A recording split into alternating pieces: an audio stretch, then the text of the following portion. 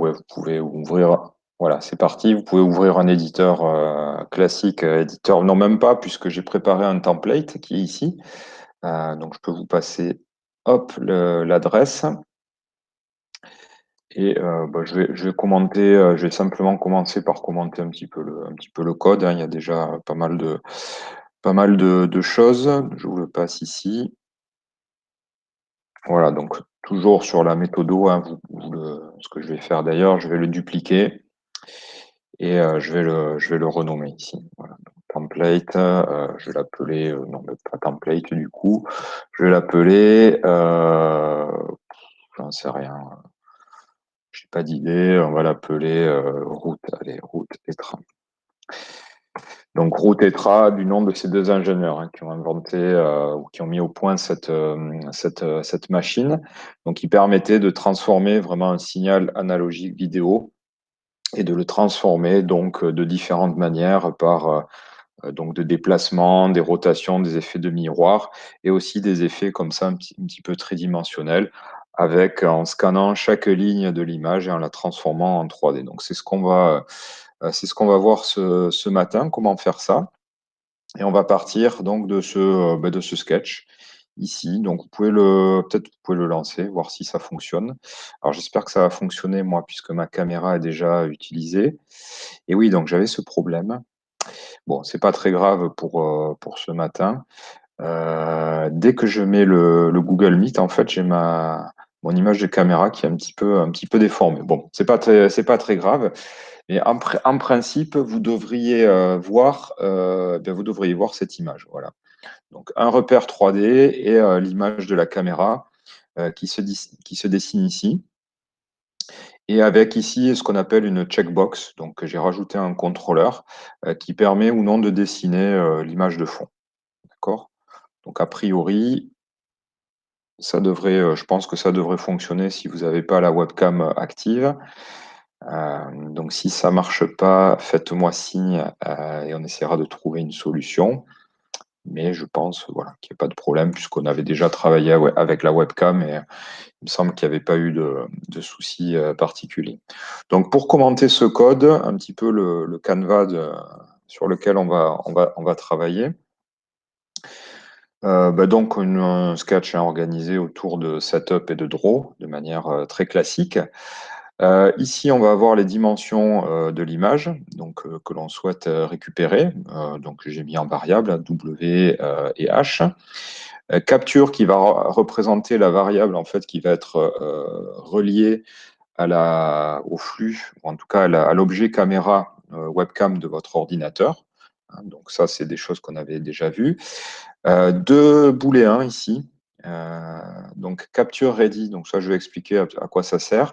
C'est-à-dire qu'avant de commencer à travailler en fait avec les pixels de l'image, eh bien il faut attendre que l'image soit disponible. Donc j'ai constitué en fait où j'ai placé cette variable qui va nous permettre de dire ça y est, voilà, on a reçu l'événement de réception, en tout cas de préparation de la caméra. Donc, on peut commencer à aller piocher les pixels et faire des opérations. D'accord? Donc, ça, je vais vous montrer.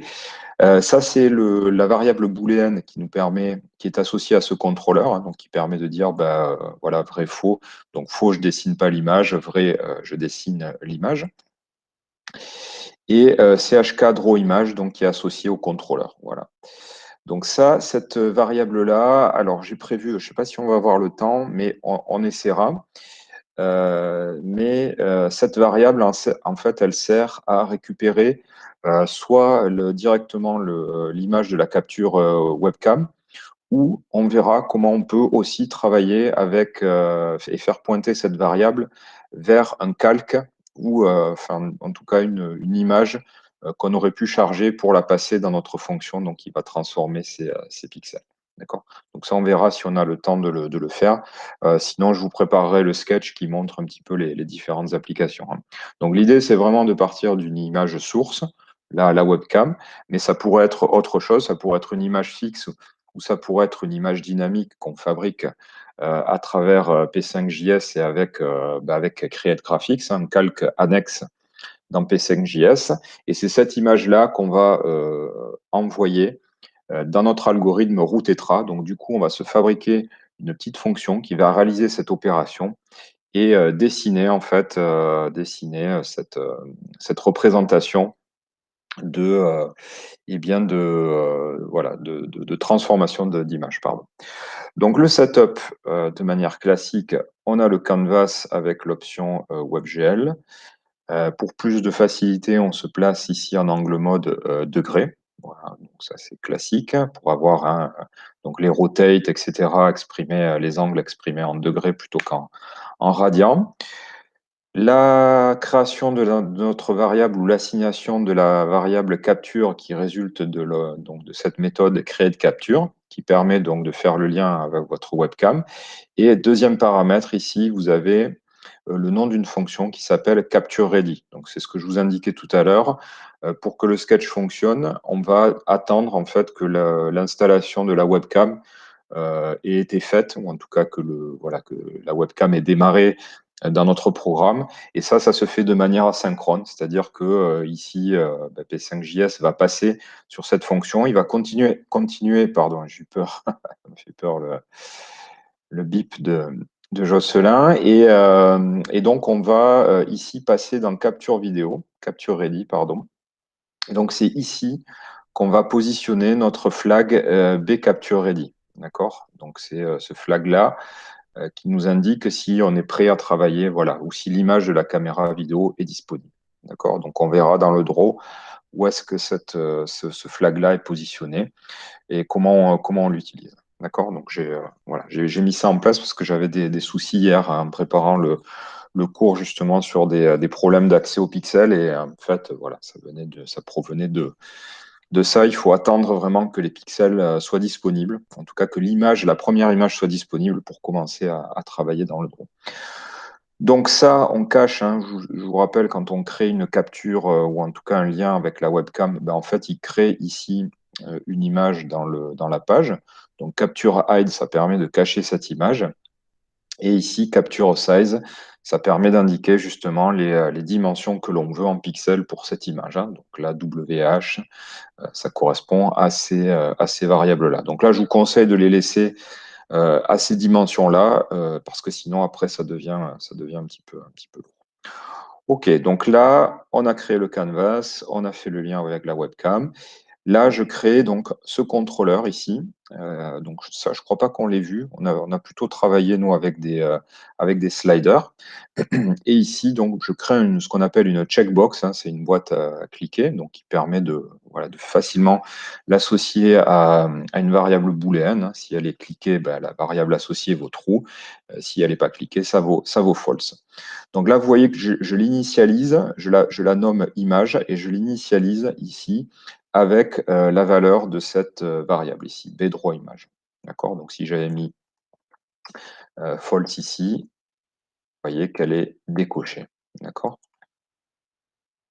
Là, si je me mets ici comme ça, elle est cochée. Et pareil, donc c'est un contrôleur à qui il faut fournir une fonction qui va s'exécuter lorsque on clique sur cet élément d'interface. D'accord? Donc ça, c'est cette fonction-là qui est responsable d'être exécutée quand l'utilisateur clique sur cet élément. Donc là, pareil, si on se déplace dans cette fonction, donc c'est ce qu'on appelle des callbacks en fait, c'est-à-dire c'est des fonctions qui sont appelées en retour d'un événement utilisateur. Eh bien, vous voyez que je positionne la variable bDrawImage, hein. En gros, donc dans le code, on aura quelque part if bDrawImage, alors je dessine l'image sur le canvas. D'accord? Voilà. Donc ça, c'est les deux callbacks qu'on a mis en place, les deux gestionnaires. Un qui est exécuté lorsque la webcam est prête et l'autre qui est exécuté lorsque l'utilisateur va cliquer sur notre checkbox, ce qui nous permet de positionner donc deux variables et qui va conditionner l'exécution de blocs de code à l'intérieur du draw. D'accord? Donc, je reviens dans le draw. Donc, j'initialise ma variable. Alors, vous voyez que je fais une petite bidouille ici, que j'initialise ma variable image route-tetra à la valeur capture. Donc ça veut dire en gros qu'on va travailler avec vraiment l'objet capture qui est in fine qui est une image, hein. Et ensuite, on va donc là, l'idée, ce serait de dire, si on a chargé, par exemple, une image ou plusieurs images, eh bien, on pourrait faire pointer cette variable sur l'une des images que l'on a en stock. D'accord? Et normalement, ça va fonctionner de la même manière. Voilà. Donc ça, c'est c'est une variable qui nous sert un petit peu à sélectionner quelle image on voudrait traiter si on a plusieurs images en stock. Là, pour l'instant, la seule image qu'on a, c'est l'image capture qui provient de la capture vidéo. Mais voilà, j'aimerais qu'après, on voit rapidement si on peut faire pointer ça sur une autre image qui provient d'un chargement ou qui provient d'un calque annexe. OK. Voilà, donc une fois qu'on est placé ici dans le draw, donc dessin du fond classique, toujours pareil, cette fonction-là, drawAxis, ce n'est pas une fonction qui est définie dans Processing, c'est une fonction qui permet de dessiner ici les axes en 3D et c'est une fonction que j'ai définie ici dans la petite librairie annexe qui me sert de ce que j'ai fait finalement avec les sketchs précédents. Donc voilà, si je regarde ça, vous voyez que la fonction ici, elle est définie. Et elle prend un paramètre qui s'appelle len et qui va correspondre tout simplement à la longueur en fait des axes pour le dessin. D'accord? Voilà. Donc ça, pareil, c'est pas attention de drawAxis, hein, si jamais un jour vous voulez l'utiliser, il faudra importer cette librairie ici qui est positionnée ici et qui est stockée à cet endroit. Ok. Donc là, drawAxis, vous voyez que si je mets par exemple 100, eh bien, ça va moduler donc la longueur des axes. Voilà, simplement. Et donc là, vous voyez qu'on a l'axe Z, hein, il se dessine sous la forme finalement d'un cercle parce que la flèche pointe vers nous. Ok. L'utilisation ici, donc je vous parlais de cette variable bCaptureReady. Donc vous voyez que si la capture vidéo n'est pas prête, eh bien on s'en va de la fonction. D'accord? Donc return, ça veut dire qu'on n'exécute pas le bloc de code qui est situé immédiatement après. On arrête l'exécution. D'accord? Donc l'exécution, en fait, ici, va concerner le traitement de l'image, le traitement et affichage de l'image. Donc, tant que finalement, on n'a pas la capture prête ou la webcam prête, eh bien, on ne dessine rien, on ne fait rien. D'accord? Et donc là, hier, j'ai eu pas mal de problèmes parce que j'essayais de commencer à dessiner, à traiter des pixels qui n'étaient pas encore, qui n'existaient pas encore. D'accord? Voilà, donc là, qu'est-ce qu'on fait? Je vais dessiner l'image. Donc là, c'est soumis le dessin de l'image, hein. Classiquement, j'utilise la fonction image. De cette variable-là, je la dessine en 0, 0, WH, donc elle correspond aux dimensions 320, 240 en variable. Et donc, si j'avais pas mis ici ce translate, voilà, eh bien, j'aurais dessiné mon image à partir du 0, 0, hein. Donc, ce translate-là, grosso modo, il sert à se décaler finalement d'une demi-largeur. Donc, on se décale comme ça et d'une demi-hauteur. Donc, ce qui permet de centrer l'image, hein. D'ailleurs, je pense qu'on aurait pu, je suis en train de me dire tout bêtement, qu'on aurait pu utiliser image mode center. Bon, c'est pareil, là on le fait à la main. D'accord? Voilà. Donc là, on est vraiment en 3D et on peut utiliser, voilà, des fonctions de 3D, des rotations. Ça va parfaitement fonctionner, hein. Donc on peut, si on veut, on peut utiliser, par exemple, on va tourner autour de l'axe des X. On peut dire rotate X de 45 degrés, par exemple. Donc là, je me retrouve. Alors oui, il n'a pas fait pivoter les axes du dessin, mais voilà. Donc je me retrouve un petit peu de biais. Ok. Donc ça fonctionne. Alors, qu'est-ce qu'on va faire maintenant?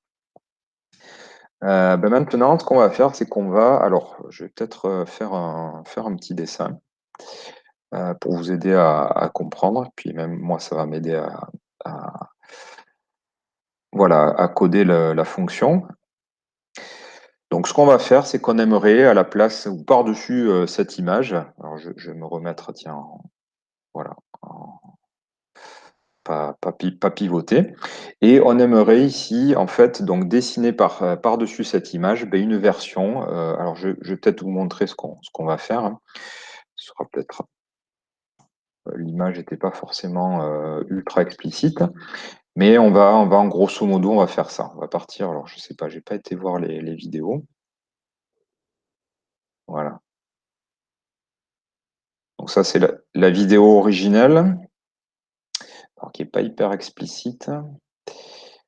Et sur les images, ouais, voilà. Donc on va faire, voilà, on va travailler là-dessus. Vous voyez, on va prendre une image et on va transformer en fait cette image finalement en ligne brisée et dont la hauteur finalement des points qui vont être extrudés va dépendre en fait de la luminosité des pixels. C'est-à-dire que pour des pixels noirs, on va rester sur une certaine hauteur, et pour des pixels blancs, donc à l'extrême limite, eh bien, on va étirer cette hauteur. Donc, ce qui va créer des espèces de finalement de paysages, vous allez voir, assez intéressants, de paysages 3D. Et avec des jeux de rotation, on va pouvoir se placer à des niveaux intéressants et rendant presque le dessin complètement abstrait, hein, et pas du tout figuratif comme on peut l'avoir ici.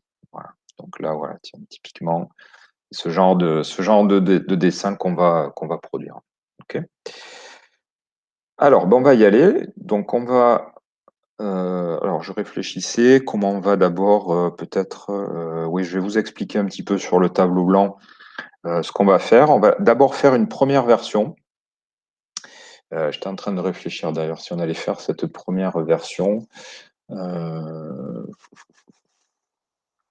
ouais, peut-être non, mais peut-être on va directement faire la fonction routetra. On fera l'autre dans un deuxième temps. Ça peut être, quoique, je me dis, ça peut être intéressant pour la. Non, on va faire ce que j'avais prévu de faire. Pardon, excusez-moi. Donc, qu'est-ce qu'on va faire? Alors, ce qu'on va faire, c'est qu'on va prendre une image ici. Donc, je vais la représenter par un rectangle. Hop, voilà. Donc, cette image, on n'y voit rien. Euh, je vais me rapprocher peut-être. Non, ça ne marche plus.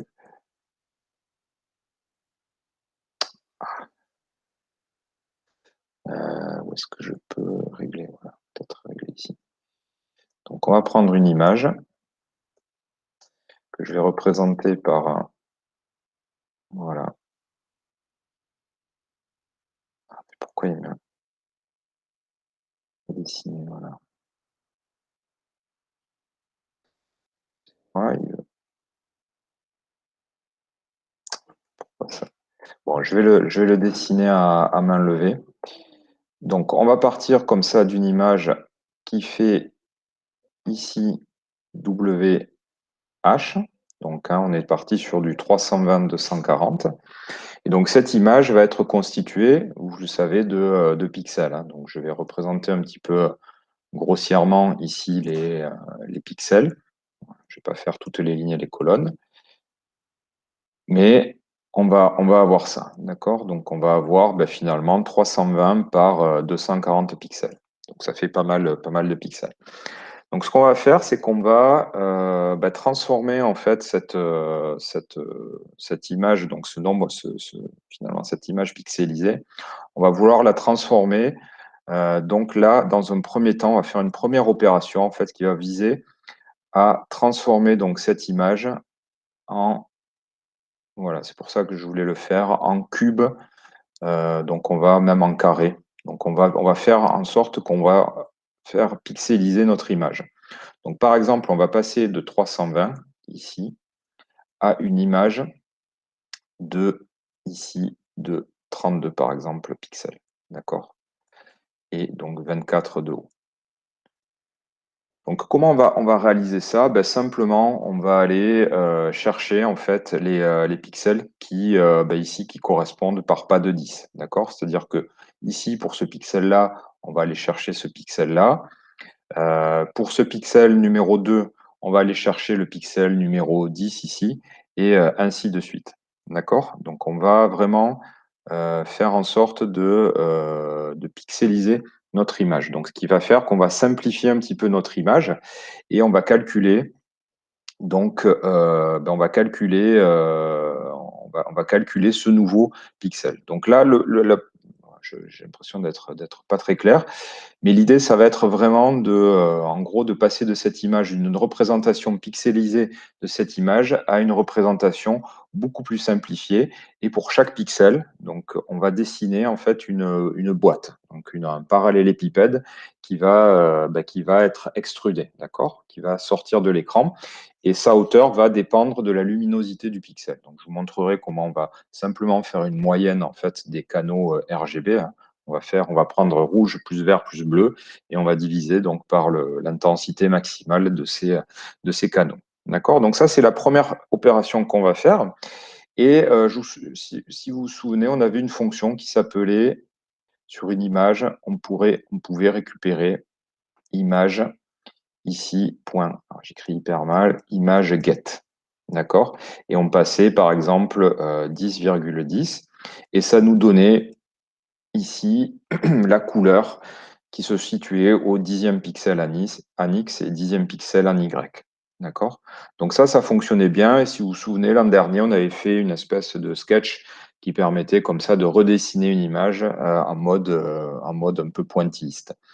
Là, on va faire un petit peu la même solution, la même stratégie, sauf que cette fonction-là, en fait, elle est très très lente et on va plutôt accéder ici directement au tableau qui constitue, hop,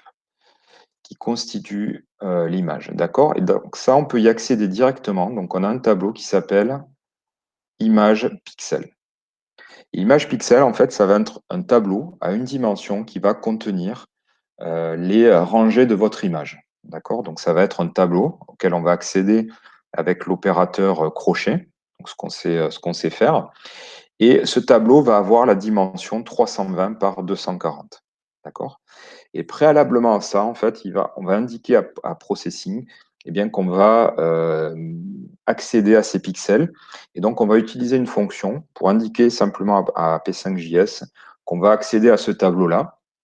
Et c'est une fonction qui s'appelle loadPixel. D'accord? Donc, loadPixel, elle va nous permettre voilà, d'accéder à ce tableau de pixels. Donc, on va y aller. On va ici, après le draw image, ce qu'on va faire, c'est qu'on va dire image roue tétra. On va lui indiquer qu'on aimerait bien accéder au tableau de pixels. D'accord? Donc, on va utiliser cette fonction loadPixel.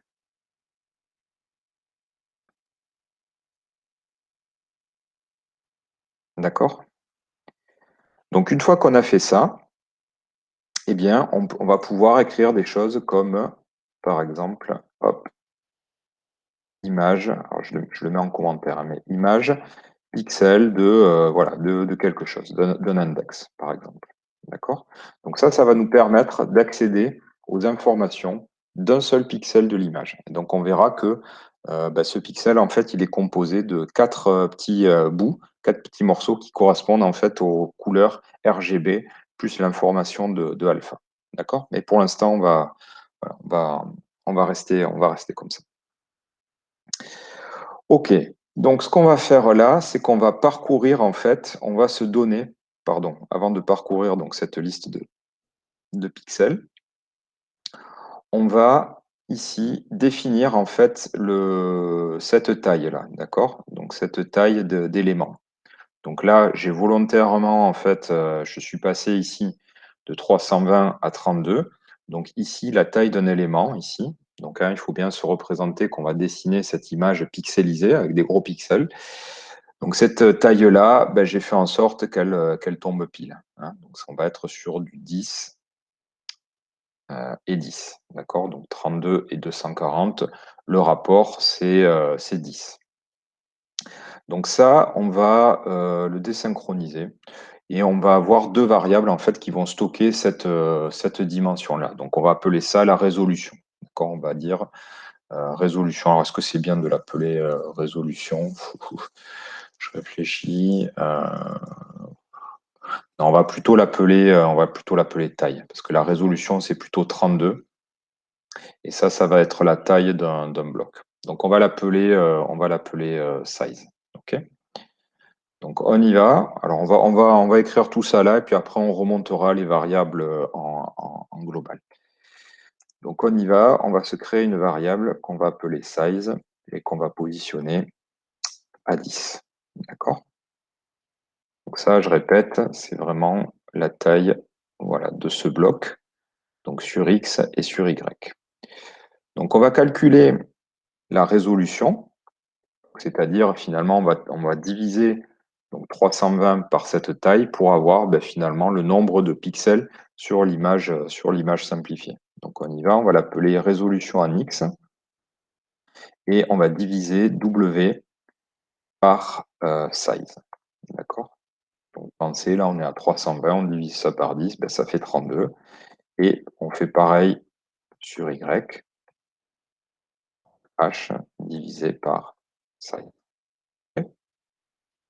Voilà. Donc après, le jeu, ça va être d'ajuster ça. On pourra soit passer à 5, donc on aura plus de pixels ou plus de pixels, on va dire de précision sur cette image, hein. Donc si on divise ici par 5, on va multiplier par 2 cet élément-là. D'accord? Donc ça, OK, on est prêt. Donc qu'est-ce qu'on va faire maintenant? C'est ce qu'on a dit, c'est qu'on va ici parcourir en fait donc l'ensemble de de ces éléments-là, et on va aller, je vais changer de couleur, et puis à chaque fois, on va aller piocher, donc ici, le pixel qui correspond. D'accord? Donc là, on va être là on va être par ici, là, on va être par là, donc c'est un dessin un petit peu grossier, mais l'idée, ça va être vraiment de se déplacer ici et d'aller prendre le pixel qui correspond. Donc on pourra peut-être un petit peu affiner, hein, après, mais pour l'instant, on va faire ça. D'accord? Donc, ce qu'on va faire, c'est qu'on va faire une première boucle, en fait, qui va parcourir, en fait, l'ensemble des lignes. Donc, on va écrire ça. Donc, on y va. Donc, pour chaque ligne, on va parcourir, en fait, tous les éléments de notre image ici. D'accord? Donc, pour chaque ligne, on va faire cette petite opération ici qui va consister à aller prendre, donc à aller piocher le bon pixel. Alors on y va. Donc première ligne ici, on va dire on va l'appeler J égale 0, donc J inférieur à cette dimension ici, donc res Y. On y va par pas de 1. Ça, on pourrait dire pour chaque ligne.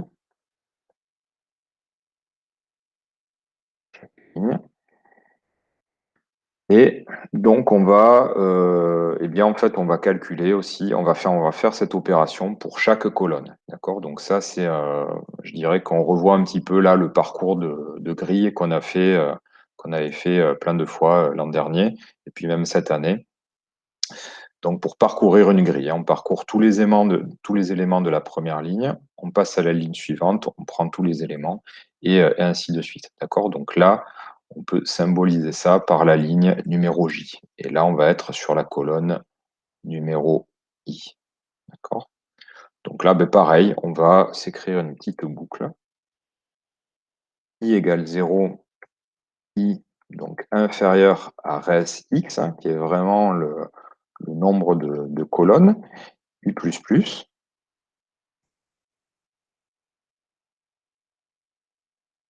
Et voilà. Donc là, quand on se trouve à l'intérieur de cette double boucle ici, eh bien, on a I et J qui sont disponibles et qui correspondent vraiment bien ici à une cellule ici de cette image, hein, donc, dont on veut extraire, ou en tout cas dont on veut récupérer les informations à partir de l'image originelle qui, elle, fait 320 par 240. Donc là, on est sur la cellule numéro I, numéro J. Alors, comment on va s'adresser au bon pixel ici? C'est facile, il suffit juste de multiplier I et J par cette dimension-là. D'accord? Si je suis sur le pixel numéro, j'en sais rien ici, 30, et sur la ligne 12, eh bien, je vais accéder au pixel, ici, au bon pixel qui correspond, entre guillemets, à ce pixel-là, en multipliant i et j par cette dimension. D'accord? Cette dimension, pour nous, c'est la variable size. Voilà, c'est la variable size. D'accord? Donc, on y va. On va se créer deux variables, tiens, qu'on va appeler, x et y. Donc, on va les stocker ici, on les initialise à 0. X, Y. Et donc, X, Y, en fait, ça va être les coordonnées des pixels sur l'image originale, en quelque sorte. Donc, le Y, on va le calculer. On va le calculer ici. On va le faire, puis je vous montrerai une petite optimisation. Donc, on va le calculer ici. Donc, Y, ça va être, on a dit, c'est J multiplié par size. Et X, alors je vais calculer X peut-être d'abord. X, ça va être I multiplié par size. D'accord? Donc là, on parcourt les pixels de notre image un petit peu pixelisée et on va venir piocher ici le pixel original. D'accord? Donc ça, c'est pas mal. Donc là, je peux tester déjà ça. Si voilà, je n'ai pas fait d'erreur de syntaxe, ça fonctionne comme avant. OK. Alors, c'est là où il va falloir s'accrocher un peu si vous étiez déjà pas accroché. Donc là, ce qu'on va faire, c'est qu'on va aller piocher le pixel dans notre tableau de pixels. D'accord? Donc, pixel qui va se situer donc en X et Y. D'accord? Donc, avec la technique que je vous ai indiquée et qu'on a utilisée, eh bien, on pourrait faire simplement get X et Y. Ça fonctionnerait et on récupérerait donc la couleur qui est associée au pixel XY sur notre image, pas de problème. Sauf que naïvement, en préparant le cours hier, j'ai fait ça et en fait, c'est très très lent. C'est horriblement lent, à tel point que on a peine à dessiner une image par seconde. Donc c'est pour cela qu'on va s'adresser directement au tableau de pixels. Le problème, c'est que ce tableau de pixels, en fait, c'est un tableau qui est unidimensionnel. C'est-à-dire, tous les pixels sont enfilés à la queue leu dans notre tableau sans qu'il y ait cette notion finalement de deux dimensions. Alors, je vais vous faire un petit dessin. Alors, je vais agrandir. Donc, si on est là, hop, donc on a notre image. Et alors, ce qu'il faut bien s'imaginer, c'est que ce tableau-là, donc c'est un tableau à une seule dimension, hein, donc tous les pixels sont mis à la queue leu, bien que l'image, elle, soit dessinée en deux dimensions, hein, elle a finalement une largeur et une hauteur. Et alors, ce qu'il faut s'imaginer, c'est que, voilà, on va avoir la première ligne ici, donc je la dessine ici, cette première ligne de pixels dans notre tableau, elle va être ici, donc elle va être placée au début de notre tableau. La deuxième ligne de pixels, je dessine en violet, qui est ici, voilà, qui est ici. Et bien en fait, voilà, sa représentation en mémoire et dans le tableau pixel, on va la mettre à la suite. D'accord? La troisième ligne, vous avez compris, je la prends de cette couleur, qui est ici. En fait, elle est stockée en mémoire à la suite donc de. Et donc en fait, une image, c'est simplement une succession de pixels qui est stocké vraiment à la file en mémoire de l'ordinateur et dans notre tableau. D'accord? Donc notre tableau, il a vraiment pour dimension 320 multiplié par 240. Il va contenir vraiment cette information 320 par 240 éléments. D'accord? Donc voilà. Donc la taille de ce tableau ici, alors je vais le noter, c'est 320 par 240. D'accord? Alors, comment on peut accéder finalement à un pixel qui a une coordonnée X et une coordonnée Y? Alors, il y a une formule voilà, qu'on peut comprendre. En fait, on va multiplier ici. Donc, si on est sur la colonne, par exemple, Alors, je vais vous le donner, hein, la formule. La formule, donc, si pour récupérer les informations dans le tableau de pixels, donc un pixel qui a une position x, y, on va accéder à son index, en fait, dans le tableau par la formule ici. Donc, on va récupérer la position, hein, dans le tableau linéaire par la formule x plus donc, la largeur de l'image multipliée par y. D'accord? Donc, pour nous, ce serait ici x plus 320 multiplié par y. Alors, empiriquement, elle se comprend. C'est-à-dire que ici, par exemple, si je veux récupérer le pixel 0, 0, ben, je remplace x par 0, y par 0. Donc l'index, ça va être 0. Je vais être ici. D'accord? Je vais être ici. Si je veux récupérer le pixel numéro 300, pardon, qui est en x égale 160 et y 0, donc le pixel qui se situe par ici, ben, je vais avoir donc 0 ici pour y et 160, donc je serai par ici. Par contre, si je veux récupérer le pixel qui a pour coordonnées, je ne sais pas, y égale 1 et x égale 160, donc un pixel qui serait ici. Ben, vous voyez qu'en fait, on va déjà multiplier ça par 320. Donc, on va se déplacer directement ici, hein, puisque ça fait, voilà, cette ligne-là, elle fait exactement 320 de long. Et on va se déplacer, donc x va représenter le décalage par rapport ici, à ce bloc-là. D'accord? Et donc, avec cette formule-là, on passe de coordonnées x, y en 2 dimensions à un index, en fait, à une dimension. Donc, ça va nous permettre de nous adresser, d'aller chercher la bonne information.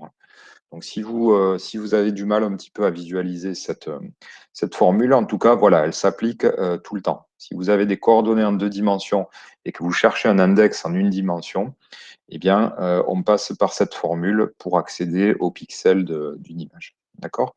Alors, il va y avoir une petite subtilité en prime, c'est que je vous indiquais que tout à l'heure, en fait, un pixel, c'est pas exactement un élément. En fait, il est constitué de 4 petites briques qu'on a manipulées d'ailleurs, hein,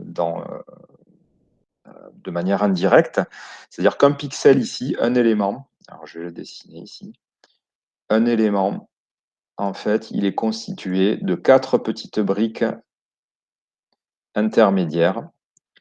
Donc ça, on le voit pas, hein, mais et qui vont être donc le stockage de R, G, B et A.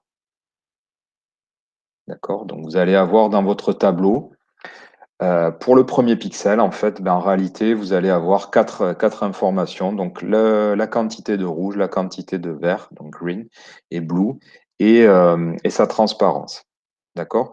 Donc ce qui fait que cette formule, en fait, elle n'est pas tout à fait correcte. Il va falloir qu'on multiplie ici par 4, d'accord, pour accéder au bon pixel.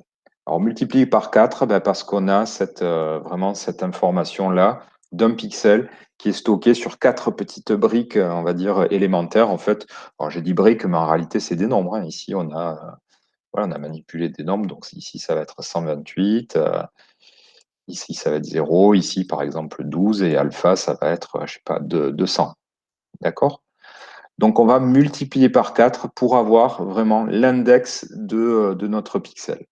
Et on va, donc, de cette manière, accéder à l'information rouge. Ce sera cet index. Le bleu, on rajoutera à cet index, on rajoutera une unité pour accéder à l'information vert. On ne l'utilisera pas, mais on rajouterait 3. D'accord? Donc, on va aller finalement s'adresser. Donc, si je résume, l'idée, c'est de partir de coordonnées de pixels x, y et de trouver le bon index dans ce tableau de pixels qui, lui, est unidimensionnel. Donc, on va partir des coordonnées x, y qu'on a déduites, hein, voilà, de ce schéma-là pour trouver le bon index. Et donc, le bon index, voilà, on va l'utiliser la formule un petit peu sans réfléchir, enfin, Donc, je vous l'ai expliqué, mais là, on va l'utiliser littéralement. Donc, on va avoir x plus donc, 320w fois y multiplié par 4, auquel on va rajouter donc, le petit offset qui va nous permettre d'accéder directement à l'information rouge, vert et bleu. Donc, il va nous permettre de calculer une sorte de moyenne ou de luminosité. D'accord?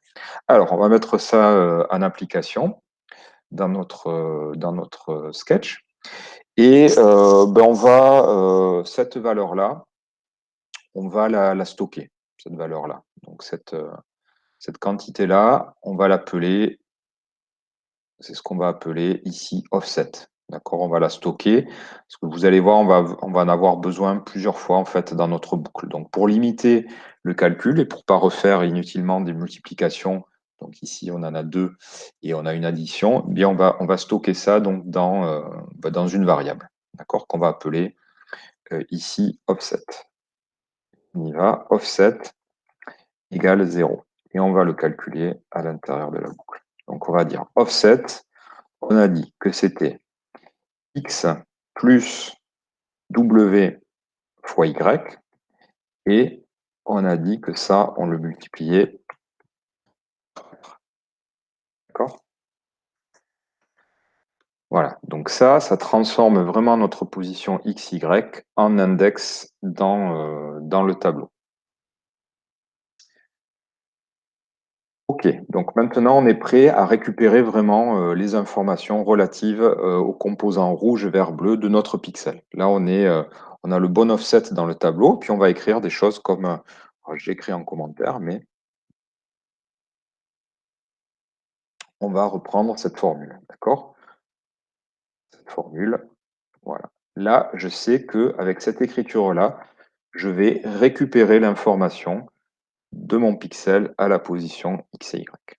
D'accord? Donc là, c'est ce qu'on va faire. D'ailleurs, je peux le sortir de commentaires. Et on va récupérer. Alors pareil, je vais stocker ça dans des variables. Pas la peine de recréer les variables à chaque fois. On va stocker ça. Allez, je vais écrire rouge, vert.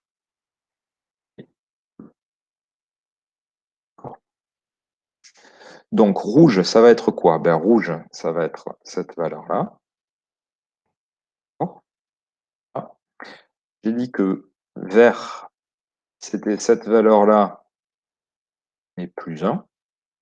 Donc, dans mon petit schéma, je suis au niveau des 4 petites cellules. Le rouge, c'est la première cellule. Donc, là, j'aurais pu écrire ça, mais c'est un petit peu inutile.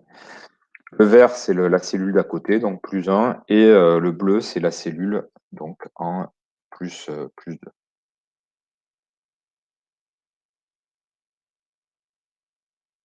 Là, vert, et ici, bleu. Et attention, plus 2. OK, donc là, j'ai mon information rouge, vert, bleu. D'accord? Donc il y a des fonctions dans le processing qui permettent de récupérer sans faire ces petits calculs. Encore une fois, si on se prend un petit peu le chou pour accéder directement au pixel, c'est pour des questions de performance en fait. Si on était passé par les fonctions préécrites de processing, elles sont beaucoup trop lentes et du coup, on peut rien faire. Donc là, j'ai accès, donc par exemple, si je tombe sur un pixel noir, rouge, vert, bleu, ce sera 0. Si je tombe sur un pixel qui est proche du blanc, on aura rouge proche de 255, vert proche de 255 et bleu proche de 255. D'accord? Donc ça, en fait, on va calculer tout simplement. On va pas prendre des formules compliquées. Pour la luminosité, ce n'est pas directement la moyenne des trois pixels. Donc là, nous, c'est ce qu'on va faire en première approximation. C'est très bien. Et on va se créer ici une variable qu'on va appeler lum. Voilà, lum pour luminosité. Donc, on va calculer cette valeur et on va dire la luminosité de mon pixel, c'est donc je calcule rouge plus vert plus bleu. Ça, a priori, ça va me donner un nombre. Si mon pixel est noir, cette valeur vaut 0, enfin cette addition vaut 0. Par contre, si mon pixel est blanc, ce qui est, on va dire, la valeur maximale, eh bien, je serai sur une valeur qui vaut 255 plus 255 plus 255. D'accord? Donc 3 fois 255. Donc cette luminosité, en fait, on aime bien ramener les quantités en général à des valeurs comprises entre 0 et 1. C'est pratique parce qu'après, on peut les multiplier par ce qu'on veut pour qu'elles donnent un nombre entre 0 et puis la valeur qu'on veut.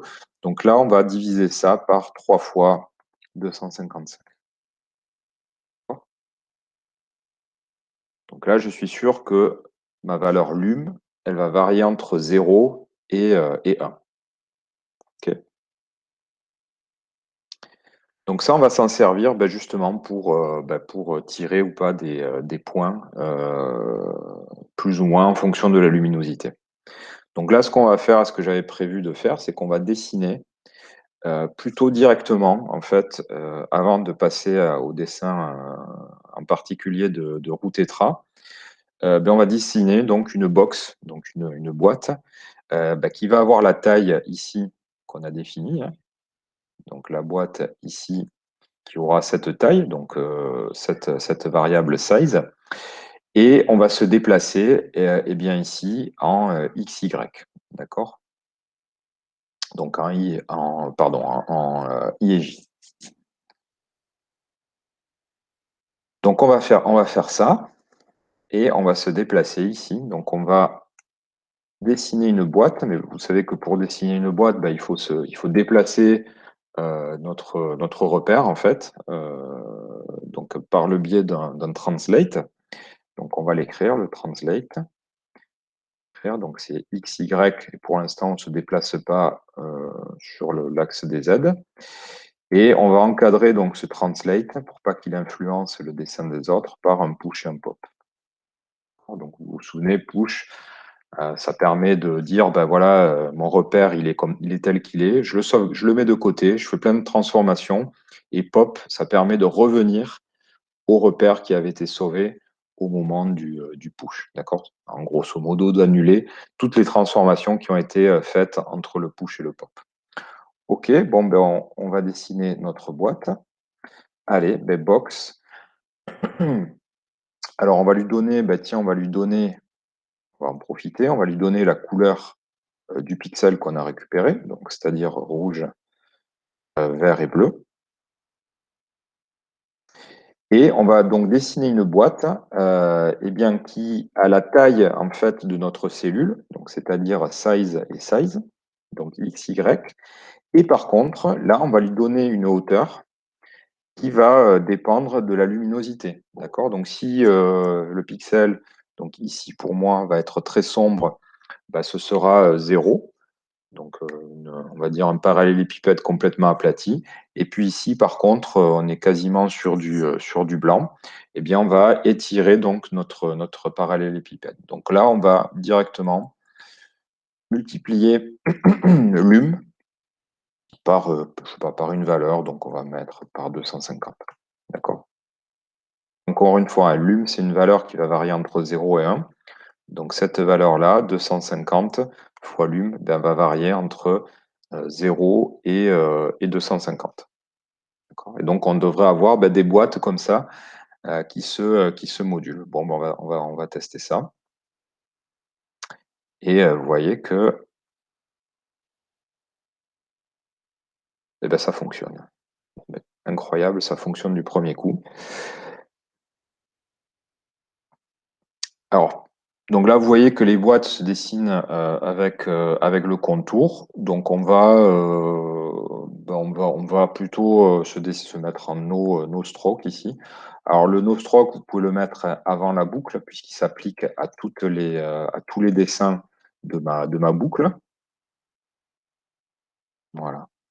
Donc, vous voyez que là, on est passé finalement d'une image en 320 par 240 à une image donc de 32 boîtes sur l'axe des X par 24 boîtes sur l'axe des Y. D'accord? Donc, vous voyez, ça fonctionne plutôt bien. Alors là, ce qui va être fun, c'est que ça va être, ça va être on va extraire quelques paramètres, en fait. On va se mettre des paramètres un petit peu en variable globale. Hein. Je pense notamment à ce paramètre-là qui mesure l'élévation principale. Donc ça, typiquement, on va le mettre en variable globale. Ça pourrait être intéressant ensuite de le paramétrer par un contrôleur, par un slider, voilà, pour ajuster en temps réel ce paramètre. On pourrait dire ben, il peut être câblé à autre chose aussi. Il pourrait être câblé, je ne sais pas, à une intensité de musique, d'amplitude de musique, j'en sais rien. Celui qui est intéressant, qui est très très intéressant, ça va être celui-là, à mettre en paramètre global. Donc là, vous pouvez essayer de le changer. Donc attention, là, on va diviser la taille par 2. Donc ça veut dire qu'on va multiplier par 2, même multiplier par 4 le nombre de boîtes. Hein. Donc attention, ça va dépendre là vraiment de la puissance de votre machine. Donc voilà. Donc là, vous voyez, moi, ça commence à être un petit peu jambes lourdes et au contraire, on peut essayer des valeurs un peu plus grandes. Donc ça va directement vraiment paramétrer vous voyez la taille de ma boîte, en fait, de mon parallélépipède. Donc c'est pas mal. Alors bon, j'avais essayé 10, hein. 10, c'était bien. Ouais, valeur un petit peu intermédiaire qui permet à la fois déjà de voir un petit peu la forme et, qui permet aussi voilà, de pas essouffler l'ordinateur. Donc, ce qu'on va faire, c'est qu'on va remonter ces deux paramètres. Donc, on va ici écrire, on va l'appeler, ce paramètre, on va l'appeler hmax. Donc là, voilà, je vais marquer hmax ici. Et je vais marquer ici let hmax égale donc 250. Donc voilà, j'ai remplacé une valeur, ce qu'on appelle une valeur en dur, par une variable. Donc, je n'oublie pas de déclarer la variable et je teste immédiatement si ça fonctionne. OK, ça fonctionne, donc je vais pouvoir remonter ça en variable. Tiens, je vais effacer ça parce que j'en ai plus besoin. Je vais remonter ça en variable globale. D'accord? Donc, je vais les couper et hop, voilà. Et je vais mettre ça ici. Donc, ça fait partie on va dire, de mes gros paramètres. Hein. Donc là, je peux changer. Voilà, je teste. Si je mets 350, voilà, donc là, j'ai voilà, cet effet d'extrusion là qui est carrément plus prononcé. Donc là, voilà, je mets mon téléphone devant l'écran.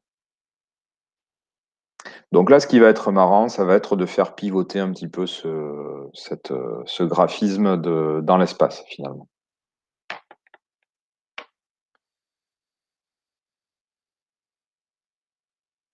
Ok, donc on va rajouter des fonctions de transformation globale. Et puis vous allez voir, on va faire un très très léger ajustement.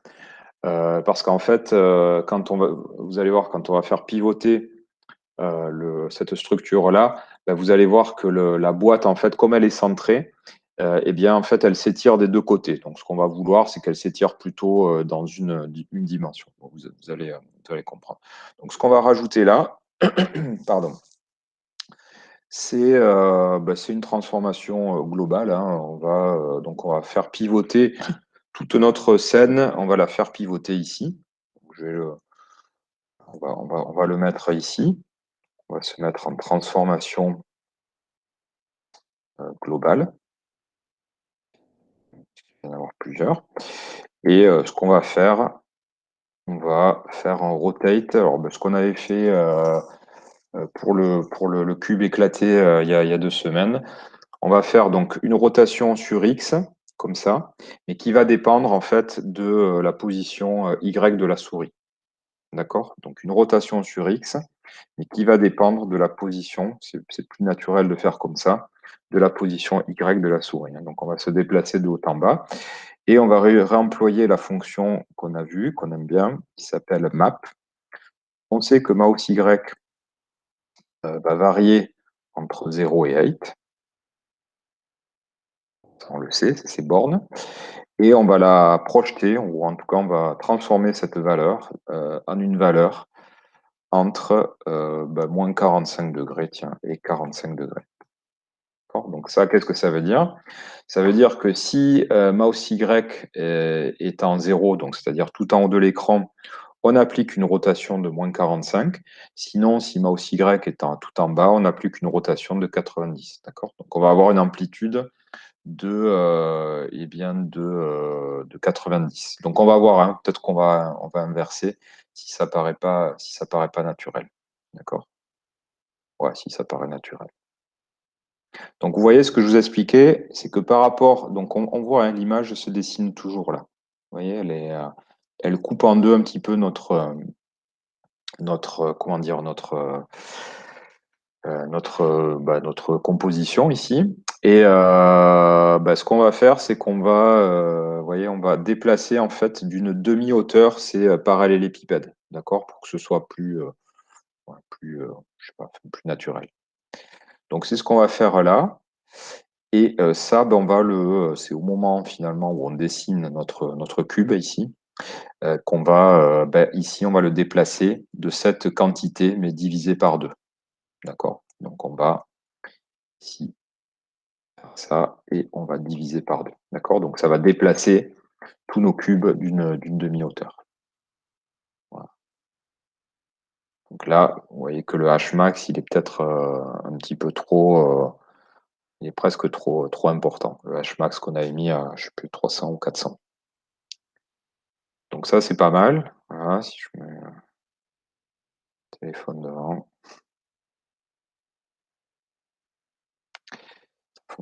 ça fonctionne plutôt bien. Donc là, vous voyez, une optimisation possible, hein, ce serait de se faire une petite variable pour stocker cette opération qu'on fait, qu'on écrit deux fois. Bon, ça vaudrait le coup de se créer une petite variable et de calculer ça. Bon, tiens, on peut le faire, allez, tant qu'on y est. Donc on va se créer une petite variable qu'on va appeler hbox. Et hbox, on va la calculer une fois qu'on a calculé la luminosité. Donc on va dire que hbox, eh bien, c'est hmax multiplié par lum. D'accord? Et ici, donc, hbox et hbox.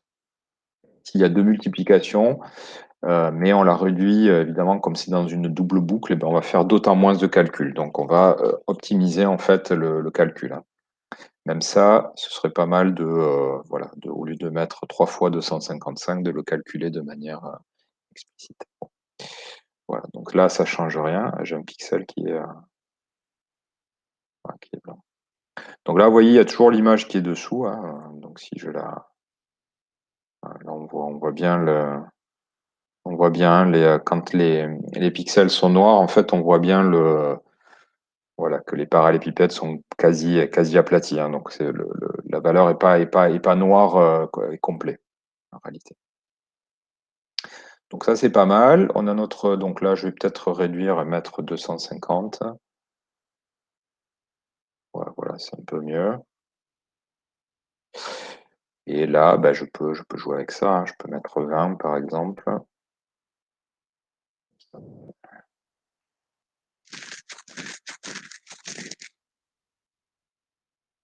Donc là, pareil, on pourrait s'amuser. Au lieu de dessiner des cubes, hein, on pourrait, pourquoi pas, dessiner, j'en sais rien, ça pourrait être des cylindres, ou ça pourrait être des cônes, ou ça pourrait être autre chose, quoi. Donc là, pareil, c'est un algorithme qui est assez connu, hein, de réinterprétation des pixels et qui rejoint vraiment ce qu'on avait fait sur le sketch pointillisme, hein, c'est-à-dire finalement d'aller chercher une couleur de pixel et de dessiner ce pixel, au lieu de dessiner un point, on dessine une autre forme, hein. Donc on avait dessiné, nous, des cercles. Et là, on dessine des boîtes dans notre environnement 3D. Donc ça, c'est pas mal. C'est un premier pas vers Routetra. Donc hop, si je dessine pas l'image. Donc là, vous pouvez, hein, si vous voulez pas dessiner l'image d'entrée, vous faites ici. Ça permet, voilà, dessiner l'image. Je me remets en 10. Là, pareil, on peut essayer des valeurs un petit peu extrêmes, hein. Si on met 25, du coup, voilà. Vous voyez que l'élévation est pas dingue. Je suis comme ça. Donc là, même on aurait pu mettre, tiens, j'y pense, mais on aurait pu se mettre un booléen pour le dessin des axes de notre repère. Voilà. Bon, c'est pas très important, on peut juste le mettre en commentaire, ça.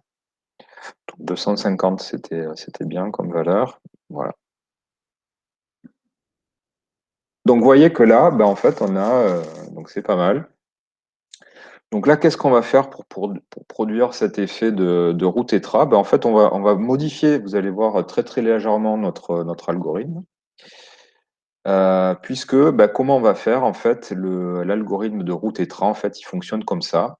Pour chaque ligne, on va dessiner ben, une ligne brisée, ou en fait, pour chaque range, enfin oui, chaque ligne de pixels, bien, on va dessiner en fait des lignes brisées en fait, dont les points vont correspondre au X et Y de nos boîtes, hein, mais le Z, donc qui correspond à la surélévation de notre point, ben, va correspondre en fait à notre Hbox, en fait, hein, à la valeur qu'on a calculée. D'accord? Donc en fait, c'est ce qu'on va faire. On va dessiner pour chaque rangée ici, on va dessiner ben, une ligne brisée en fait qui va partir comme ça du début ici, qui va se terminer ici. D'accord? Donc, on va juste mettre en commentaire en fait le dessin de box et on va procéder en fait au dessin de ligne. Alors, on va utiliser une fonction qu'on a déjà vue qui nous permet de dessiner des lignes brisées comme ça en passant une liste donc de vertex, de points en 3 dimensions, qui est begin shape et end shape. Donc, si on utilise begin shape et end shape, et si on lui passe une liste comme ça de vertex, en fait, il va essayer de faire rejoindre chaque point par une ligne, ce qui pour nous c'est parfait en fait. C'est exactement ce qu'on veut. Donc, c'est ce qu'on va faire ici. On va revenir donc à l'intérieur de vraiment, donc vous voyez, hein, tout se passe vraiment ici pour nous, hein. C'est vraiment le centre de notre fonction. D'ailleurs, ce serait intéressant hein, à titre d'exercice. Peut-être je vous le mettrai d'ailleurs, je vous le mettrai sur un sketch. Mais typiquement, ce qu'on aimerait écrire, c'est une grosse fonction comme ça, dessin ou draw route etra image. D'accord? On lui passerait comme ça la capture ou cette image et on passerait d'autres paramètres, par exemple la taille qu'on a passé, size, d'accord? Donc ça, un bon exercice, ce serait de mettre tout ça à l'intérieur d'une fonction qu'on appellerait comme ça, d'accord? Donc il pourrait faire partie peut-être d'une petite librairie. Donc peut-être je le mettrai dans la librairie, dans cette librairie-là. Ça peut être intéressant d'avoir ça à disposition, d'accord? Voilà, donc ce qui fait que si on a voilà, des gros blocs comme ça, on pourrait appeler soit l'un soit l'autre en fonction de paramètres externes comme l'appui sur une touche du clavier ou des choses comme ça. OK? Allez, on va se faire le dessin roue tétra.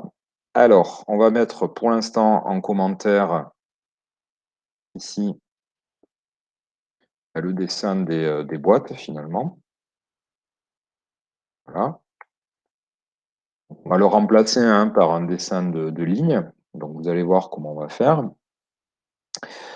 Tout ça, on le garde, hein. Finalement, c'est vraiment ce qui est au cœur de notre algorithme, hein. Vraiment d'extraire un pixel et de calculer une hauteur qui va dépendre de la luminosité de ce pixel.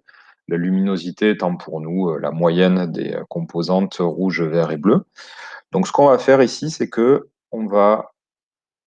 pour chaque ligne, ici, on va démarrer un begin shape. D'accord? Donc, vous positionnez vraiment ici, avant la deuxième boucle qui est imbriquée. Et attention, donc qui dit begin shape dit end shape.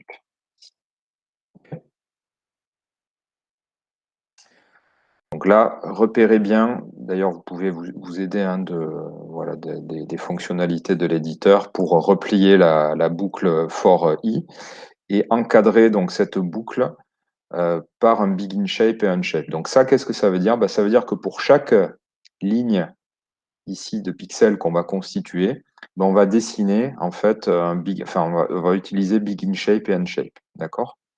Et donc vous allez voir, en fait, ça va être très très simple. On va ici simplement passer le vertex et on va passer les coordonnées. Donc x, y, la position. Donc on ajustera, vous verrez, il y a un petit non, mais même, bon, il n'y a pas de décalage, je pensais qu'il allait y avoir un décalage. Et en Z, ben, on va passer H box. D'accord? Donc, petite subtilité, on va se positionner ici. Donc, on va enlever le no stroke ici, puisqu'on veut quand même dessiner les lignes. Et on va par contre enlever, donc on va se mettre en stroke 0 et on va se mettre en no fill. D'accord? On veut pas de remplissage pour la forme ici qui va être dessinée avec begin shape et end shape. OK? Donc on y va. On va faire ce calcul, enfin cet algorithme, et ben, normalement, vous allez voir, voilà, ça va fonctionner. D'accord? Donc là, vous voyez que ben, on reconnaît un petit peu moins ça. Alors, je vais dessiner l'image. Donc là, vous voyez où les pixels sont blancs, pour moi, ben, ça surélève bien. Par contre, là où les pixels sont noirs, eh bien, voilà, le niveau en tout cas de ces lignes est bas. Donc là, typiquement, c'est un algorithme qui fonctionne pas mal quand on diminue plutôt la taille d'une cellule. Donc on va mettre 5. Là, on peut y aller parce que voilà, le dessin d'une ligne est beaucoup moins gourmand que le dessin d'une boîte, hein. Donc tiens, je vais augmenter, on va y aller. On va se mettre à 3 par exemple. Voilà. Donc là, on commence presque à reconnaître les traits de mon visage. Enfin, on voit même mes lunettes.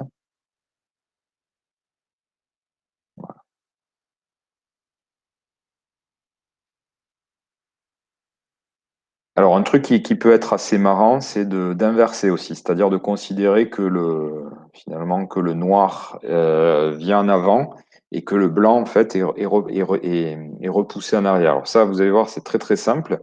Il suffit de faire une petite opération ici sur la luminosité.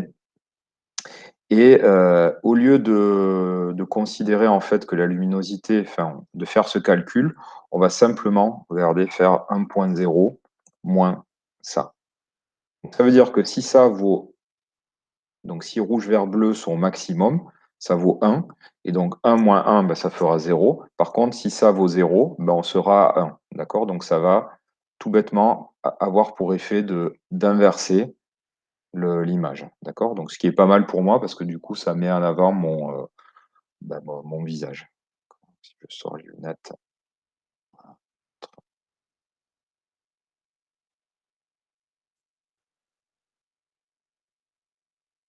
On pourrait se mettre sur des dimensions plus confortables, hein. On va se mettre tiens, sur peut-être du 800, allez, du 800, 600. Et voilà, on est pas mal. D'accord? Donc tout l'idée là, encore une fois, ce serait pourquoi pas, de mettre ça dans une fonction. Et puis, on pourrait avoir en paramètre de cette fonction, on pourrait dire, bah tiens, on inverse ou on n'inverse pas, ce qui donne des résultats. Là, pour le coup, j'avais pas essayé, mais c'est plutôt presque mieux, je trouve, que l'inverse. D'accord? Donc là, pareil, passe le portable devant.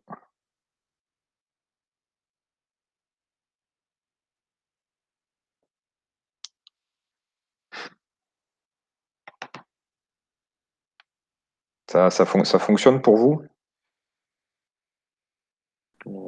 Impec. Impec? Bon, Ouais. super. Alors, ce qu'on va faire, ce que je voulais vous montrer, ouais, il nous reste une petite vingtaine de minutes. Ce que je voulais vous montrer, c'est que comme on a fait cet algorithme, et vous voyez que là, le seul paramètre, on va dire, entre guillemets, que l'on passe à ce bloc, hein, ça va être cette image. Et donc, cette image, on l'a positionnée au début, enfin, en tout cas, cette variable, on l'a positionnée à capture. Qu'est-ce qui se passe si on lui passait autre chose que capture, mais si on lui passait par exemple un calque qu'on va créer via la fonction create graphics, eh bien ça, normalement, ça va fonctionner pareil en fait. Donc c'est ce qu'on va, on va faire ça pour terminer. Donc ce qu'on va se faire, hein, je vous rappelle, on a une fonction en fait qui s'appelle create graphics et qui permet de créer un calque sur lequel on va pouvoir dessiner. En fait, on va pouvoir utiliser les fonctions Ah ouais, alors je me demande, on va voir quand même si ça fonctionne en 3D. Bon, on va essayer, j'ai pas essayé, ça risque d'être un petit peu expérimental, mais l'idée, ça va être de créer un calque 2D sur lequel on va effectuer des dessins. Et cette image-là, on va la passer à la moulinette de Routetra. D'accord? Donc ça, j'avais en tête, en faisant des recherches, j'avais vu une image hier où il y avait du texte qui était comme ça, extrudé. Alors, je sais plus où j'ai vu cette image-là. Mais bon, bref, on va expérimenter. Voilà, on va expérimenter. Et donc, on passera à cette image-là. On va lui passer non plus capture, mais l'image que l'on aura créée. D'accord? Donc, on y va. On va se positionner dans le setup. On va peut-être se créer une variable qui s'appelle calque. Allez, on va l'appeler calque. Ici. Et calque, on va lui assigner donc le résultat de l'opération create graphics. Et donc là, on va respecter un petit peu les dimensions. On a travaillé avec une image qui faisait 320 par 240. Donc on va se conformer à ça et ça, on les a stockés dans des variables. Donc on va faire create graphics WH. Donc ce que fait cette fonction, c'est vraiment créer un espace de dessin qui n'est pas visible, mais sur lequel vous allez pouvoir quand même dessiner, donc faire tout ce qu'on a fait, les circles, ellipses, texte, line, etc. D'accord? Donc c'est cette image qu'on a dessinée, qu'on peut dessiner dynamiquement, qu'on va injecter en fait dans notre algorithme Routetra. D'accord? Et donc normalement, ça doit fonctionner pareil, puisque ce calque-là est constitué est fait de pixels. Et donc nous, on travaille vraiment avec ça. Donc on va essayer tout simplement. Et voilà, donc déjà on va essayer ça, s'y créer. Alors j'ai un doute justement sur la création de calques 2D quand on est en mode WebGL, mais ouais, non, mais ça fonctionne, pas de problème, ça marche. Donc il n'y a pas d'erreur, donc très bien. Et alors, comment on dessine sur le calque? En fait, sur ce calque, on va ici commencer à dessiner dessus. Alors, pareil, j'ai un doute, je vais aller voir la référence parce que le Begin Draw, en fait, il est dans le processing classique. Donc, je vais aller voir la référence de Create Graphics. Voilà. Donc, on va voir si ça... J'ai un doute, je pense que c'est Begin plutôt que... Ah ben non, il n'y a même pas de Begin. En fait, vous voyez, on appelle directement les fonctions qu'on connaît sur cet objet. Donc, il n'y a pas besoin de begin draw et end draw. Donc, ça, c'est dans la version processing desktop. Et voilà, bon, donc, pas la peine. On ne s'embarrasse pas avec cette fonction. Donc, ce qu'on va faire, c'est qu'on va faire un background 255 sur ce calque. Et on va... qu'est-ce qu'on va dessiner? Tiens, on va dessiner un cercle. On va faire circle et on va le dessiner donc au centre de ce calque. Donc, W sur 2, H sur 2. Et on va lui donner, je ne sais pas, un diamètre de, voyons, on est en 320, allez, de 200. Et on va préciser donc qu'on veut une couleur de remplissage noir. Et par contre, on veut pas de stroke. Donc, on va dire no stroke. Donc, vous voyez que les fonctions qu'on utilise, nous, dans le draw, de manière classique, hein, sur le canvas, Bien ici, quand on a fait ça, on écrit calque point quelque chose, hein. Donc ça veut dire que calque, en fait, c'est une instance d'une classe qui s'appelle pgraphics. Voilà. Donc on crée un objet sur lequel on peut dessiner, voilà, hors écran. Donc ça fonctionne. Et je pense que tout simplement, alors c'est ce que j'ai pas testé, donc ça va être la surprise. Au lieu de passer capture ici, ben, on va passer calque. Voilà, tout simplement.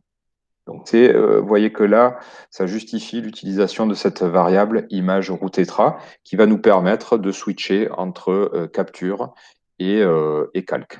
D'accord? Et on pourrait switcher avec une autre image. Donc, on va tester ça. Et ben, ça a l'air de fonctionner. Si je dessine mon image. Donc là, vous voyez que l'image qui est derrière, c'est mon calque. Donc, j'ai bien un cercle qui s'est dessiné, un cercle noir, donc qui fait 200, hein, presque toute la hauteur.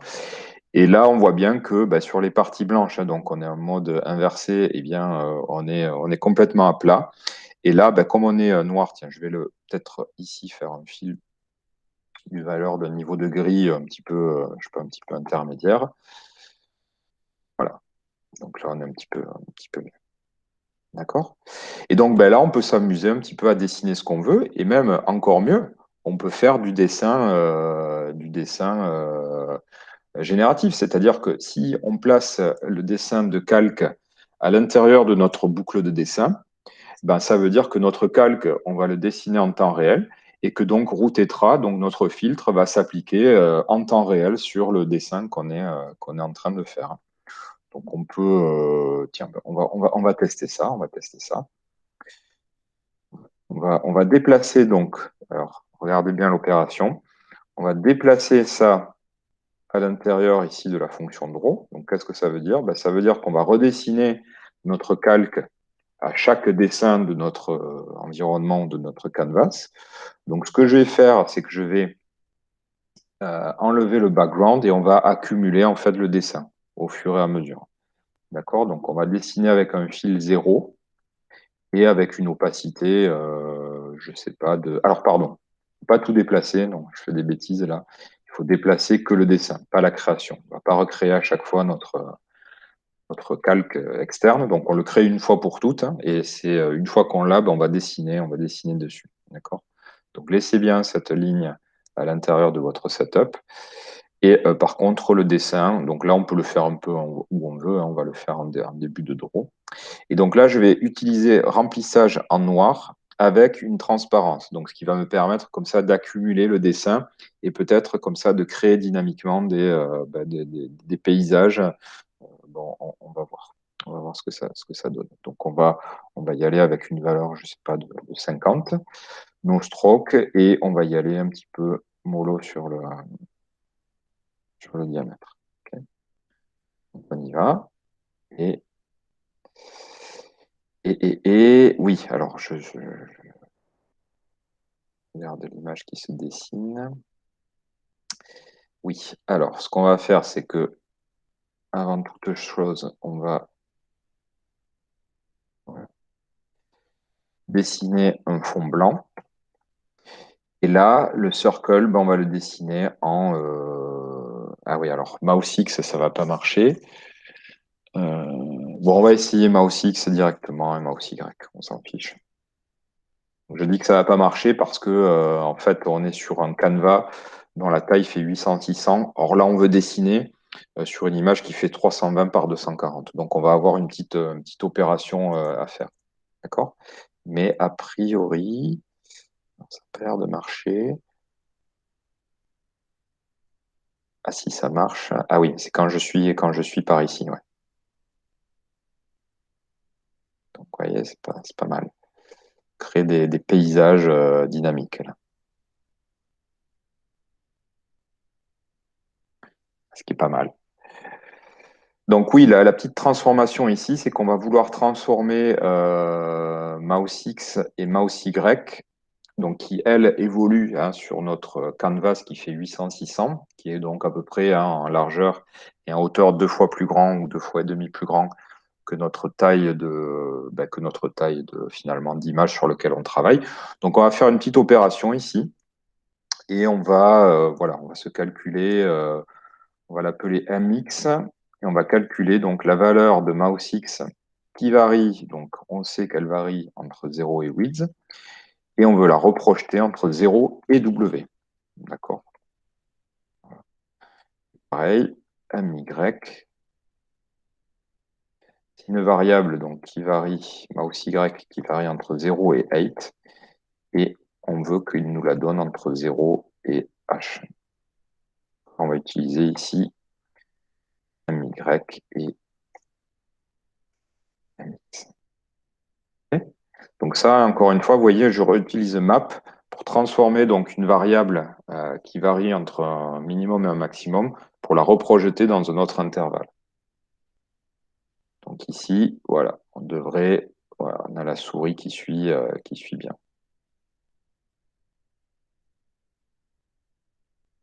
Donc on peut dessiner l'image. Donc ça peut être pas mal. Voilà, ça peut être pas mal pour, je sais pas, pour expérimenter. Donc on va mettre -2 alpha. Voilà, ça va surélever moins vite. Là, vous voyez, quand je suis ici, ben, je dessine en haut. Voilà, et là, ça projette bien les valeurs. Puis là, quand j'accumule, voilà. Donc là, on pourrait se rapprocher, hein, on est un peu loin. Donc là, on pourrait se rapprocher de la caméra en faisant un translate là. Donc vous voyez que le dessin est peut-être on est un petit peu éloigné du dessin. Donc ce qu'on peut faire ici, c'est qu'on peut faire un translate 0, 0, et puis on va se rapprocher, je sais pas, de 150 par exemple. Donc là, on va se rapprocher voilà, du dessin.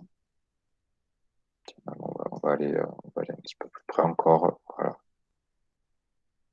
On est mieux là. Donc là, vous voyez le dessin que j'effectue, hein, ultra classique, des cercles avec une transparence, et j'applique ce filtre-là de roue tétra. Donc là, peut-être, j'étais un peu fort en 250, donc je vais me remettre en 150.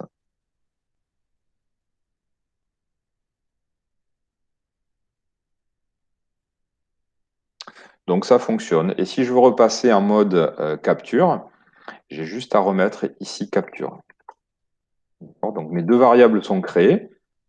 Alors, ce serait un peu stupide, il y aurait une petite logique à faire, hein, puisque c'est-à-dire que quand je suis en mode capture, j'ai pas envie forcément de dessiner, de perdre du temps, machine à dessiner sur mon calque. Donc, il y aurait une petite logique à dire, ben, si l'image roue tétra, c'est la capture, ou pardon, si l'image roue tétra égale le calque, alors j'effectue mon dessin sur le calque. Ben, sinon, je fais rien. Et comme ça, on économise le temps. Mais voilà, là, hop, j'ai remis la capture et ça fonctionne bien. Ça fonctionne direct.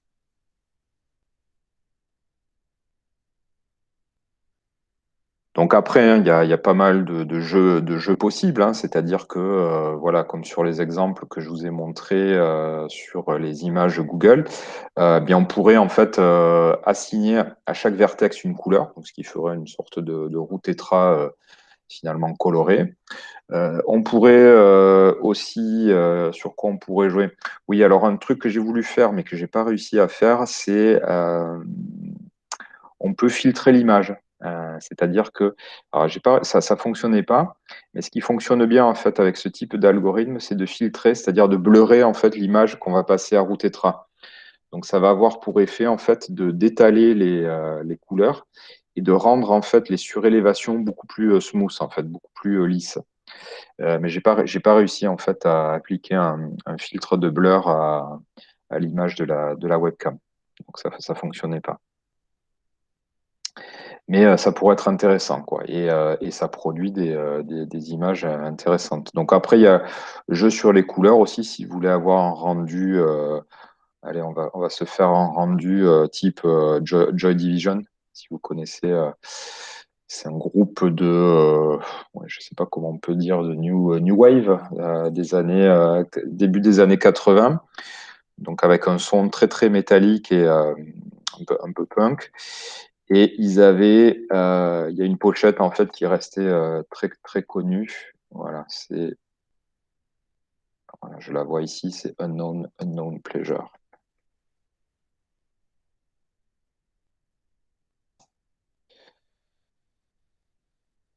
Voilà, cette pochette-là, en fait. Bon, ben, typiquement, c'est un petit peu cet algorithme-là qui est en marche.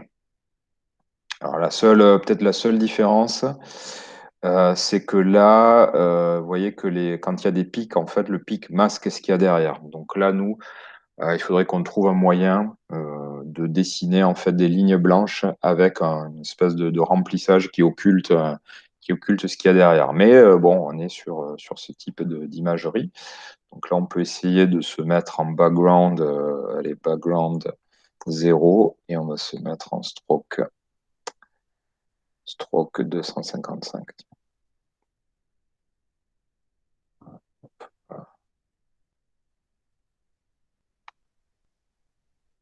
Voilà. Donc là, pareil, on peut explorer ce type de couleurs. Et vraiment, ce qui serait intéressant de faire, c'est vraiment de relier ça peut-être à des sliders, en fait. Donc de pouvoir régler ça en temps réel. Et même, pourquoi pas, on peut imaginer un dispositif où ça, c'est paramétré par un autre input. Donc, je sais pas, en général, ça fonctionne bien avec de la musique. On pourrait imaginer, voilà, moduler ça avec un tempo ou un truc comme ça. Ça pourrait fonctionner, je pense. Voilà, donc on peut essayer aussi de moduler l'épaisseur des lignes. C'est vrai que j'ai pas essayé ça. Donc on peut essayer un stroke weight peut-être plus fin. On va essayer, tiens, 0. Je sais pas si ça marche ça. Weight 0,5. Ouais, si ça marche. Ouais. Donc là, des lignes beaucoup plus fines, qui est pas mal, quoi. 0,25. Ouais,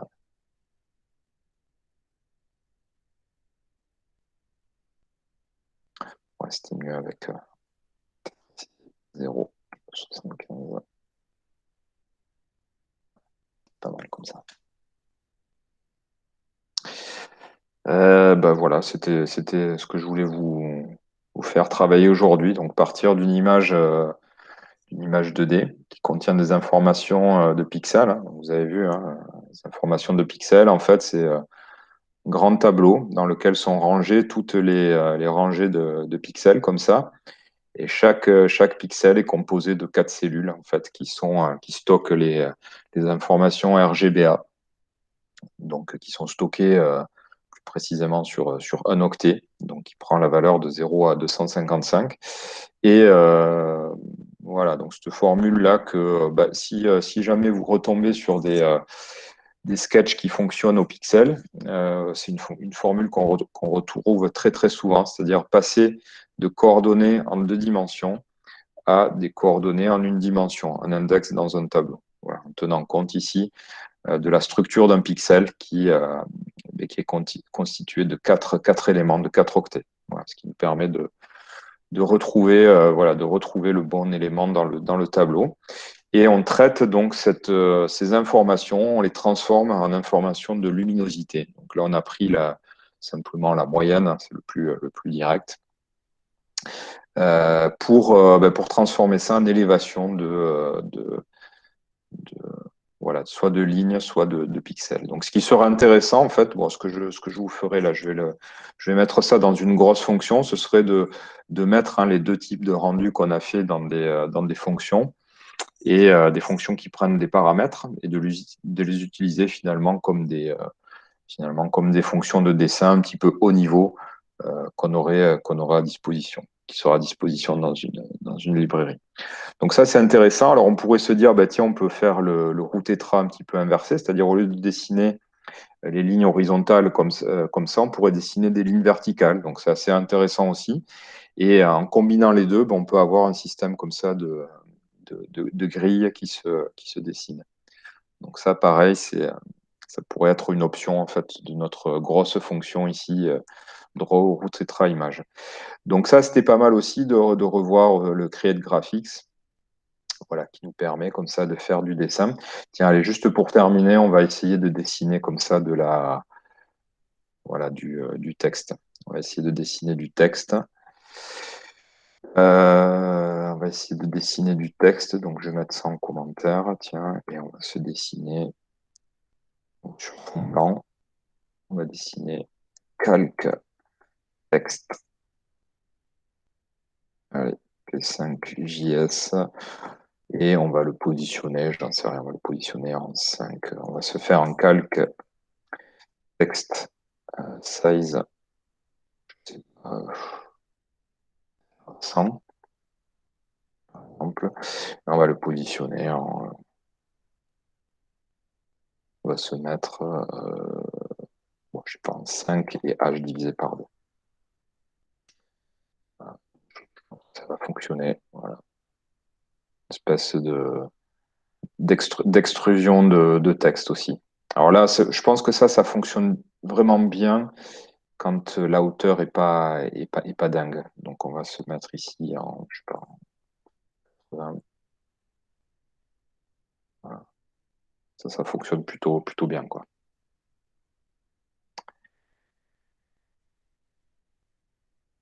Voilà, donc vous voyez sur le principe, on a une image, quelle que soit la source, que ce soit un calque externe. Alors ça pourrait être aussi une image hein, qu'on charge, hein, c'est-à-dire on pourrait complètement ici avoir le gestionnaire preload. Ici, on pourrait avoir voilà, une variable IMG. Et ici, on pourrait faire, hein, comme on sait faire, IMG égale load image, donc de quelque chose, voilà, un JPEG, ici. Et là, ce serait simplement, au lieu de mettre calque, on mettrait IMG en fait. Voilà. Donc ça fonctionne, ça fonctionnerait très bien. Alors peut-être la seule contrainte qu'il faudrait respecter, c'est que l'image en fait fasse 320 par 240. C'est vrai que là et quoi que je me dis, non, je pense on a généralisé, hein. Non, on n'a pas généralisé puisqu'on se sert de W2H. Donc peut-être en fait la technique ce serait de charger l'image et d'écraser ces valeurs WH par la largeur et la hauteur de l'image. Donc ce qui serait un cas particulier du coup ici. D'accord. Mais ça pourrait, je pense que ça pourrait fonctionner.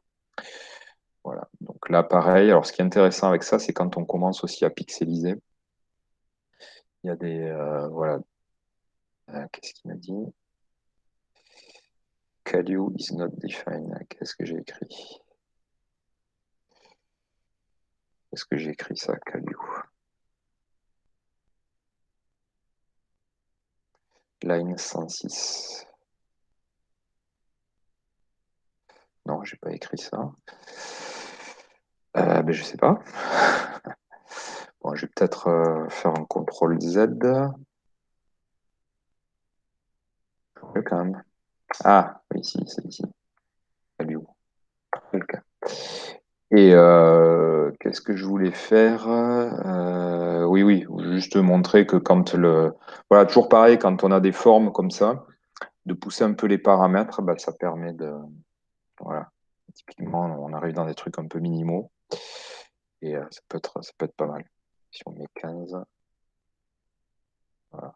Donc là, vous voyez, on passe de texte à voilà, une série de triangles ou de trapèzes qui peut être assez intéressant. Alors pareil, si je réactive le dessin, on va mettre ça. Donc ça peut être intéressant en fait, de trucs un peu minimal. Donc, ça n'a pas l'air de marcher. Si ça marche, mais il n'y a rien qui se passe. Pourquoi? Ah oui, parce que j'ai pas dessiné sur fond blanc. Donc là, c'est presque intéressant en fait comme graphisme. Je régénère un donut là. Hop. Peut-être je vais rajouter un petit peu de mettre 10. intéressant. Enfin, voilà. Bon, excusez-moi, encore une fois, je me perds dans mes propres trucs. Ben voilà, donc, alors je sais plus où j'ai mis ma fenêtre de dessin. Ah voilà, fenêtre de Google. Ben, écoutez, on va arrêter là pour aujourd'hui. Alors j'ai vu que alors, je vais arrêter là l'enregistrement. Tiens.